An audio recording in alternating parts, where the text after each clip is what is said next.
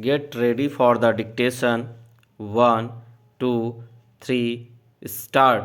The present appeal, by special leave, is directed against the order dated, 1st October, 2012, passed by the High Court, whereby the learned single judge, in exercise of the jurisdiction under section 439 within bracket 2 read with section 482 of the Code of Criminal Procedure, 1973, has set aside the order dated passed by the learned additional sessions judge, Saket Courts, Delhi, who had granted the benefit of anticipatory bail to the appellants in FIR number AA instituted for the offence punishable under section 420 IPC, registered at police station,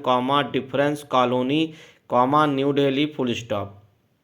The factual matrix that is required to be exposited for the purpose of disposal of the present appeal is that the second respondent filed an FIR against the present appellants alleging that both of them had conspired against him, and in furtherance of the said conspiracy, they had subjected him to cheating, criminal breach of trust, and have misappropriated the money, full stop. As alleged in the FIR, the appellants allured the said respondent to buy a property situated at Lodhi Road, New Delhi, for which he paid an advance of rupees 1 crore, full stop. As the narration would unfurl, it was apprised by the appellants that the property comprising entire basement floor and entire ground floor with one servant and impartible share of down ownership rights in the land underneath would be sold to him, and he will be delivered vacant peaceful physical possession, full stop. There are series of other allegations which would show that on the basis of oral agreement, certain amount was paid, and on 30th April, 2013, an agreement to sell was duly executed between the parties, full stop.